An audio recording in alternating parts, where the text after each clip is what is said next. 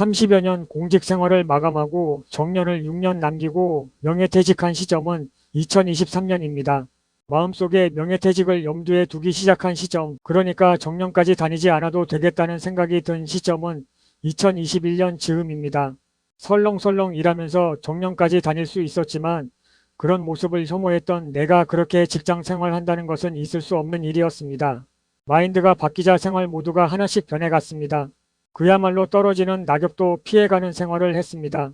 끝까지 성실한 게 진짜 성실한 거라고 생각해서 업무에 대한 열정에 소홀함이 없었습니다.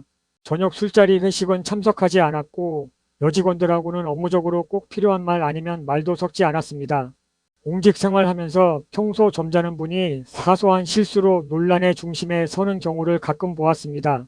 높아진 사회적 잣대에 적응하지 못하고 마음 가는 대로 행동하다가 날아가는 경우도 가끔 보았습니다.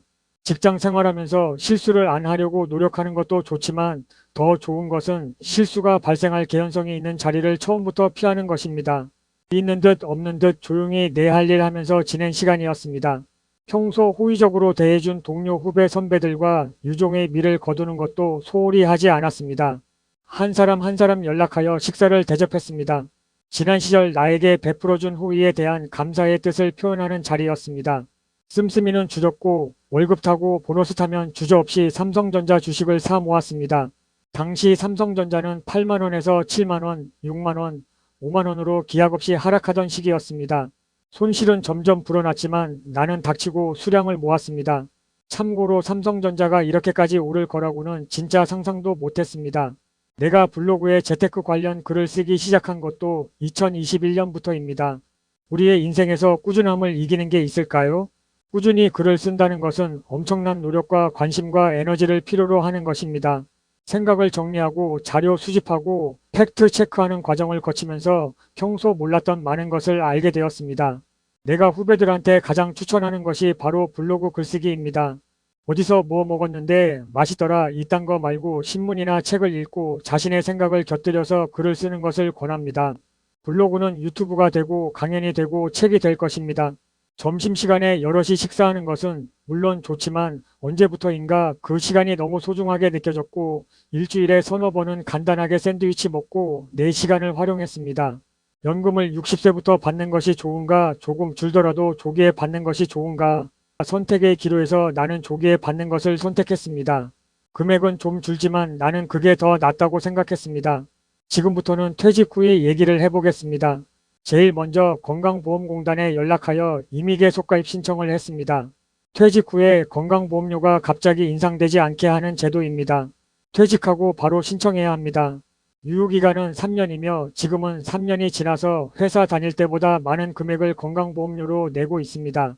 두 번째로 신용대출을 전액 상환 처리했습니다. 갑자기 돈이 필요할 경우를 대비해서 마이너스 통장을 설정해 놓았는데 회사 다닐 때는 은행 직원보다도 낮은 금리를 적용받았는데 퇴직하니 10%가 넘는 이자율을 적용한다고 하여 미련 없이 정리했습니다. 퇴직 후에는 은행에서 대우가 확연하게 달라진다는 점을 유의하시기 바랍니다. 세 번째로 자산 포트폴리오에서 부동산 비중을 대폭 낮추었습니다. 부동산은 살고 있는 집 한 채면 충분합니다. 노후 대비를 부동산으로 하는 것은 절대 권하지 않습니다. 노후에는 마음 편하게 사는 게 최고입니다. 네 번째로 술 모임, 술 친구 다 정리했습니다. 나이 한 살 한 살 먹어가면서 느끼는 게 시간이라는 게 점점 가속이 붙는다는 것입니다. 여러분, 평균 수명 85세가 중요한 게 아닙니다. 오래 사는 게 중요한 게 아닙니다. 살아있는 동안 건강한 몸과 총명한 정신으로 액티브하게 충만하게 사는 게 중요한 것입니다.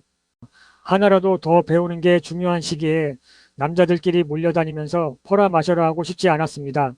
회사 다닐 때는 현실적인 이유로 그렇게 했지만 퇴직하고 나니 돈 낭비, 시간 낭비, 감정 낭비, 낭비도 이런 낭비가 없습니다. 다섯 번째 배움입니다. 퇴직하고 너무 좋았던 게 읽고 싶은 책 마음껏 읽고 내가 배우고 싶은 것 마음껏 배울 수 있다는 것입니다. 여러분, 퇴직 후 소속이 없다는 공허함, 상실감, 나는 사회적으로 유용한 존재인가 실존적 위기감을 사람에게 기대어 해소하려고 하지 마세요. 흘러간 시간은 되돌아오지 않습니다. 오직 배움으로 승화시키세요. 배움은 삶을 충만하게 하고 사람을 역동적으로 움직이게 합니다. 우리는 30여 년 직장 생활하면서 충분히 사회에 기여했고 아름답게 퇴장함으로써 후배들에게 일자리를 물려주었습니다. 후배들은 내가 앉았던 자리를 물려받아 소득을 얻고 결혼을 하고 아이를 낳을 것입니다. 그렇게 사회는 이어가는 것입니다. 내가 소속이 없다고 해서 사회적으로 무용한 존재냐? 절대 그렇지 않습니다. 회사에서 일하는 거 말고도 사회에 기여할 수 있는 거 많습니다. 유튜브에서 다들 성공하니까 성공이 대단한 거라고 생각하는데 성공의 기준을 높게 잡지 마세요. 성공을 바라보는 눈높이를 낮추세요. 성공은 대단한 것도 아니고 사회적으로 크게 성공하지 않았다고 해서 실패한 인생이 되는 것도 아닙니다. 나라 세금 축내지 않고 복지에 기대지 않고 자립해서 사는 것만으로 훌륭한 인생입니다.